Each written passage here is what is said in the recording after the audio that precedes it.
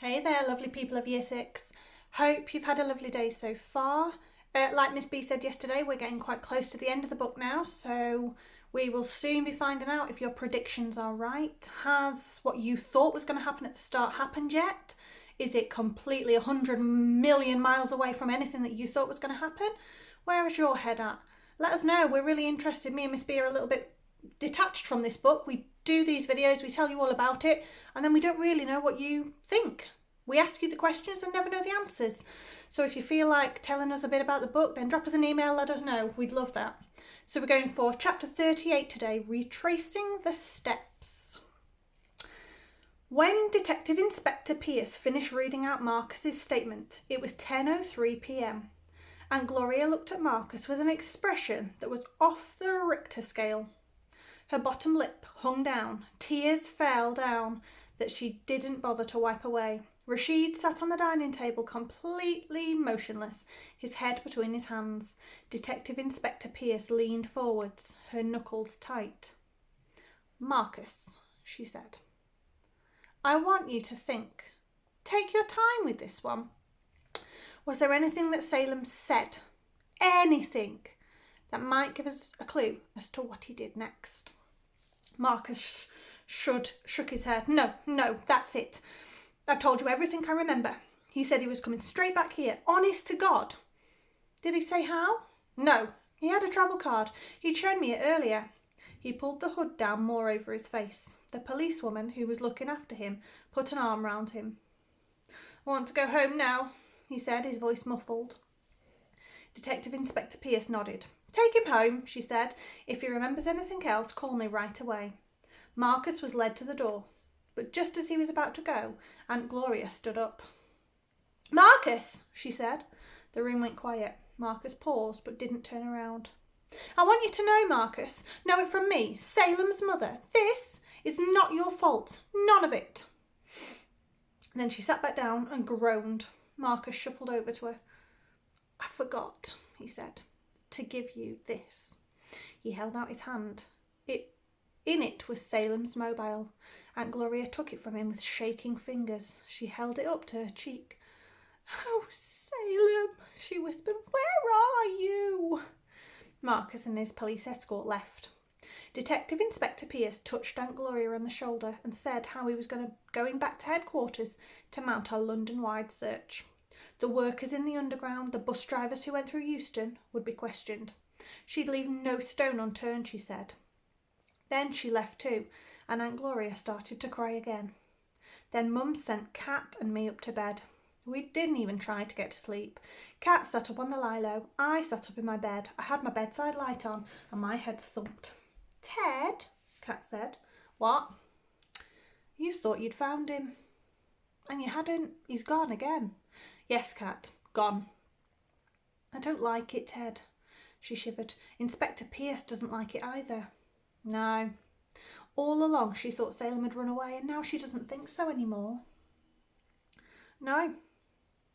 There are only two possibilities, Ted." "What?" "Either he ran away or he was kidnapped." "Kidnapped?"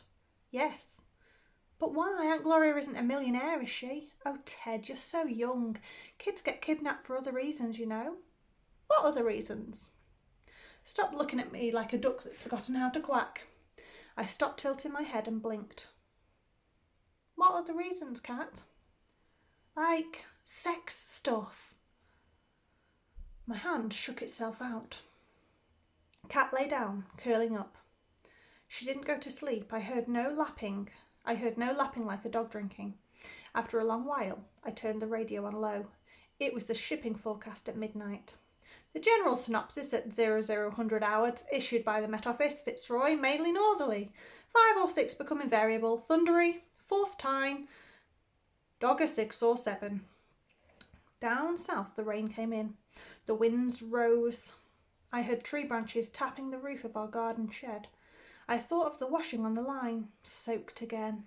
Squalls of hard raindrops drummed against the window. I got out my weather book and looked up the section on the Coriolis effect. I heard Salem's voice at Euston Station, talking to Marcus. "They're great, Kat and Ted." I thought of the boy on the slab. I thought of Salem, somewhere in this giant, great, silent void, or lying somewhere out there in the growing storm. 2 possibilities: hiding or kidnapped. Switch it off, Ted. The radio, it's driving me nuts. It was Kat. I switched it off. Oh, I can't sleep, she moaned. Kat, you know the theories? The 9 theories? Not them again, please. One of them was right, wasn't it? Yeah, number 6, clever clogs. But you remember how I first thought of 8 and then later I thought of 9? So, maybe what you said earlier isn't true. What do you mean? You said there were only 2 theories, either he's hiding or he's kidnapped. But maybe, just maybe, there's a 3rd theory. Like the 9th one before.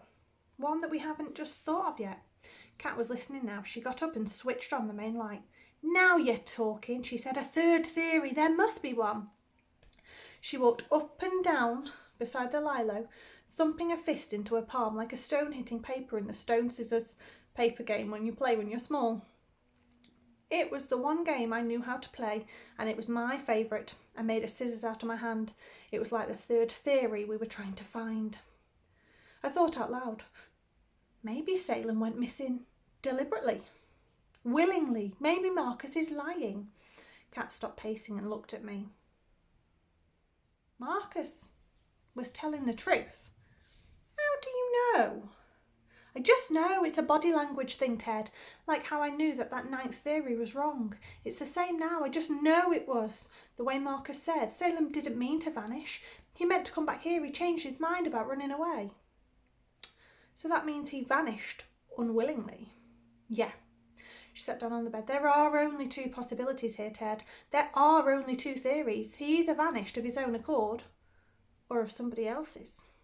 Somebody else's, I repeated, which means that somebody out there has got him.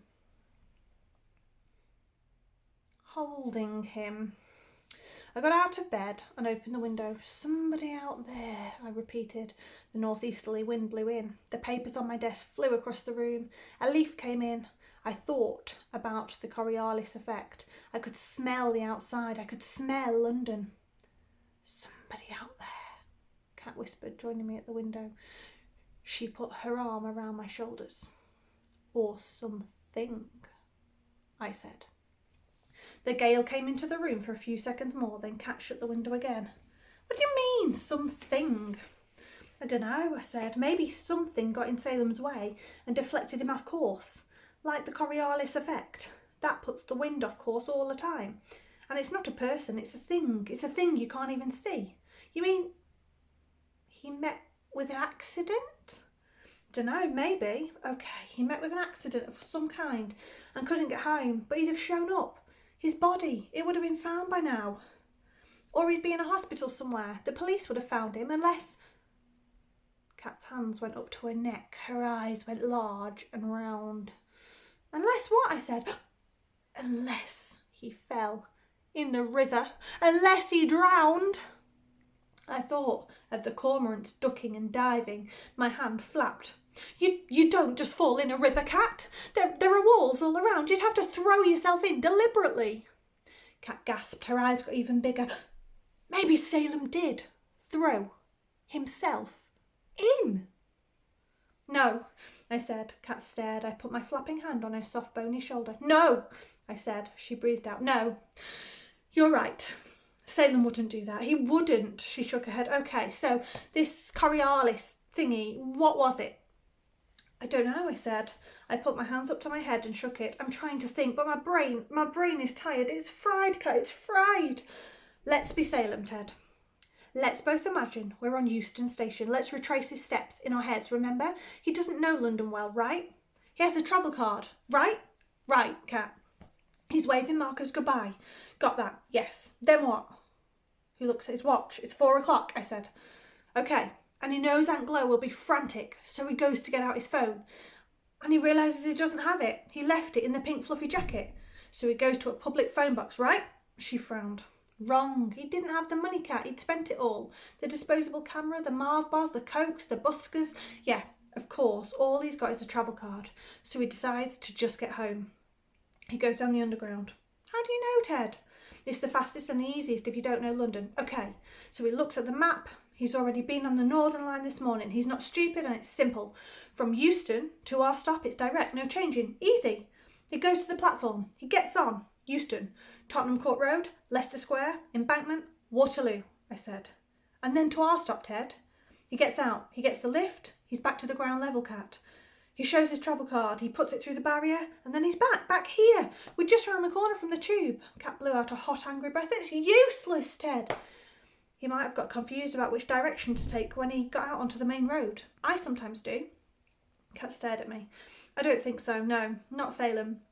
He'd walked the way with us just that morning. It's dead easy, just 200 metres down the main road, past the barracks and then left onto Rivington Street, and then there's our house halfway down. I nodded. Our house, halfway down. Cat slumped back down onto the lilo. Ted, I've told you, it's useless. Useless, I said. My hand started shaking itself out. My head went off to one side. What did you say, Cat? I said. Say it again. Useless. No, not that. What did you say before? From the bit about the main road. 200 metres down the main road, past the barracks, and then... She stopped and stared. In the podcast, at the top, Marcus said he was staring straight at the sun and he was looking south. He said he was looking at Manhattan, Cat murmured. He wasn't looking at Manhattan, Cat, or the sun. He was looking at something that reminded him of Manhattan, a big tower block. He was looking at the barracks. That's the something, Cat said. That's it. That's the Coriolis thingy, the thing that's made him go off course. And then she shook her head. But Ted, he was so anxious to get home. Surely he wouldn't have stopped and gone wandering off into the barracks. But he likes tall buildings, Cat, I said. Cat nodded. He had his disposable camera. He might have wanted to take some pictures. I nodded. It was a fine day, Cat, with good views. Views which he knew wouldn't exist anymore, which he knew soon wouldn't exist anymore. But besides, Ted, he may have dreaded Anti-Glow going ballistic when he showed up. A little delay was maybe appealing. He goes into the barracks just for a quick look. Then what? Dad came home that evening, I squeaked. He said he'd made it secure. He'd locked it up, and he hasn't been back since. He said he'd been down Peckham today on another site. He'd locked it up, Cat, with Salem inside, and nobody's been there since. Salem's in there, Cat, trapped, and the concrete crushers are going in tomorrow. Ooh, chapter 39, Night Rain. Mother of God! Cat shrieked. She ran out of the room. Dad! Mum! Come quickly! When I talk to people about something I've found out, they don't listen. But when Cat does, everybody listens. She's got that knack. Within 5 minutes, everybody was half dressed and out of the door, into the driving rain. Dad brought 2 torches and his massive bunch of work keys. We ran down the road, Rashid, Aunt Gloria, Mum, Dad, Cat and I, with coats flapping, umbrellas blowing inside out, hearts pounding, hopes rising, my hand shaking itself out. Dad's hand trembled as he undid the padlock. A great howl of wind moaned its way round the dark tower above us. Mum held a torch. We crossed a muddy strip of grass and peeled around the back of the building to the entrance. Another key. Another shaking hand. Hurry! Hurry! Screamed Aunt Gloria, almost grabbing the keys off Dad. We were in. The door closed behind us. Dad played the torch around the lobby. It stank like bad toilets and dead animals. Another key to a room, set back in the darkness. It was like an engine room. Pipes, boilers, cables, fuse boxes. It was silent like a morgue. The torch picked out what Dad was looking for. A cupboard. He unlocked that with a 4th key. There was a switch. He turned it on. Then he turned on a row of switches by the door. Light. The tower block lobby came alive. Yet another door to the stairwell. Another key. More lights. Salem! Salem! We shouted. Up and up, floor after floor, Cat and I were the fastest. I knew where Salem would be. He'd be right at the top of the 24th story. By floor 15 I was rasping. Cat was half a flight ahead. I heard her moaning and whimpering, Salem! Salem! Our lungs had given out by the time we got to the top. Cat had a stitch. Salem, she said. It was little more than a whisper. There were 4 doors on each floor. The first 3 we tried were locked. The 4th was ajar. I felt something scuttle past my foot in the darkness. "Salem?" Kat faltered. She grabbed my hand. It was clammy and cold, but it kept my hand from shaking itself out. "Don't go in there, Ted.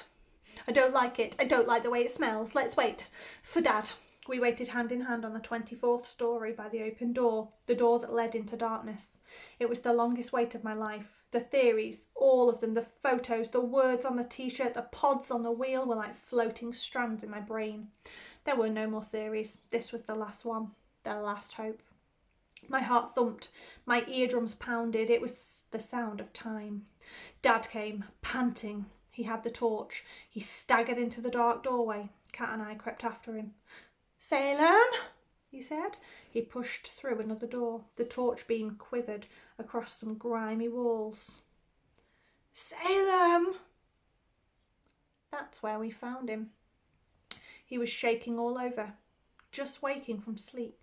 He was curled up like a fetus in an empty room on an old mattress that the last people to leave the barracks had left behind in the flat. He was alive. And Gloria rushed in and hurled herself down on him. "Salem!" she sobbed. "Oh, Salem, my love, you're alive." Chapter 40. After the storm. Voices, tears, reconciliations. I remember them as waves of words going back and forth, running over my head, around, past, through me. I walked to the window and pinched my nose to block out the smell of a building that Dad said was sick, and I had to agree. Somewhere, pigeons cooed. They'd got in through an old broken window. Cold air brushed my cheek. Somebody took me by the shoulder. It was Dad. While Mum and Aunt Gloria helped Salem to his feet and wrapped him up in their coats, we looked out. The gale blew itself out and a new push of air, cool and calm, stole in. The moon appeared from behind a bank of cloud. That's when I saw it. London, from the 24th floor, lit up like frost on glass. The dome of St. Paul's was a luminous curve straight ahead. To the left was the White Eye. It was motionless, a giant bicycle wheel in the sky that did not turn. And we went home. In a hoarse, shaky voice, Salem told us what had happened. He had starved for nearly 3 days. He'd found water in a toilet cistern in the flat, and that is what he drank. He tried to shout out from the window on the 24th floor. Nobody heard. Nobody looked up. He tried to get into the other flats, but they were all locked. He tried to get out of the stairwell. The door at the bottom was bolted. He tried to break out of the building 1,001 ways, but he couldn't. He was trapped, and all he could do was wait and hope. He sat where there was light and a view, in the empty flat on the 24th floor. He slept on the abandoned mattress, despite its dank smell. He had half a Mars bar left from his outing with Marcus, a disposable camera, the clothes he had on, and nothing more. Then our doctor came over to check him. He pronounced him shocked but strong. He said how brave Salem was to have endured what had happened and prescribed a bowl of soup and some bed. Dad phoned the police and told them that we'd found him. The next day, Aunt Gloria, Rashid and Salem talked quietly together all morning in the living room. I don't know what they said, but afterwards Aunt Gloria announced that Salem wanted to give New York a trial period of 6 months. This time it was his wish, she said, not just hers. Rashid left. He thanked us for what we'd done. He said he'd never forget. He and Salem would visit us often, he promised, when Salem came home for the holidays. As he walked through the front door, into our postage stamp-sized front garden, he turned and looked at Aunt Gloria, who stood beside me. Aunt Gloria's hand fastened itself hard on my shoulder. "Gloria," he said. "Rashid," she said. A moment passed. Rashid shrugged. His eyes were like Salem's, I realised, dark lozenges. "Enjoy the Big Apple," he said. The corners of his lips went up very slightly and he waved a hand. "We'll try, Rashid," she said. "Goodbye." "Goodbye." His hand dropped to his side. His shoulders went down and then he turned away and walked down Rivington Street. My head went off to one side as I watched him recede, and he looked back one last time before disappearing round the corner. After Rashid left, Salem asked to see Kat and me. He was plumped up on pillows on the sofa. His faint moustache had grown back, more noticeably than before.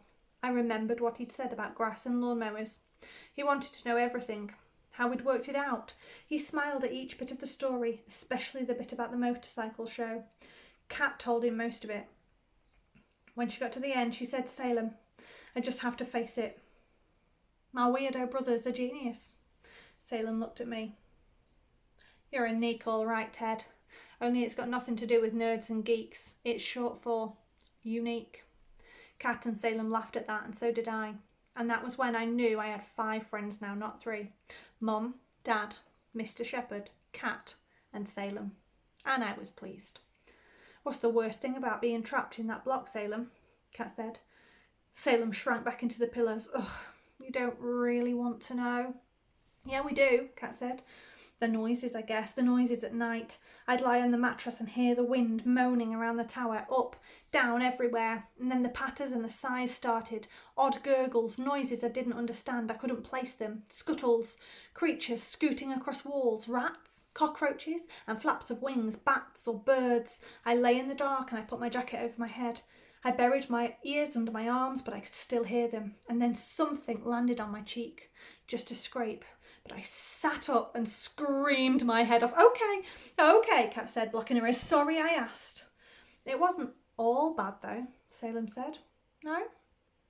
"During the day it was okay. I watched the weather. I was close to the clouds. There was this thunderstorm. I saw lightning flickering over London, and these dark sheets of rain moved in, and then the sun came out. I took photos. Buildings and sky. One half of London was dark and the other light and sunny. The river was in both halves, a thin silver line, and what divided it all was the eye, big and white. I took a photo, Kat, the last one on the disposable camera, but it was the best that I ever took." That afternoon, Kat and I had a final visit from Detective Inspector Pierce. Dad and Mum sat and listened while Kat told her everything that we'd thought and done. Detective Inspector Pierce's lips turned upwards at the end. She looked at me. "Some brain," she said. She looked at Kat. "Some action," she said. "You two have everything it takes to make first-class police detectives." "Dunno," said Kat, dubious. "I quite fancy the fashion trade myself." I told her I was destined for the Met Office. "Pity," she said. "My colleagues say I'm a good detective. You have to be if you're a woman in the force. But you two have taught me something. Youngsters are more worth listening to than a legion of adults. If it weren't for you two, Salem might still be trapped in that tower block, and by now the concrete crushers would have done their worst. I dread to think." She shook her head. "We looked high and low, north and south, and all along he was right round the corner from home." Then Dad said, "I don't understand how Salem got himself locked in like that. I had a security guard posted at the gate, and I checked each floor one by one to make sure it was empty." It was a few phone calls later before we knew what had happened. Salem said that as he'd walked past the block, he'd noticed the gate to the boarded-up fence ajar. It was a magnet. He thought of the 24 floors, the views that he would know that would soon no longer exist. His disposable camera. He'd only be a few minutes. He'd promised himself. He'd slipped in. Nobody was about.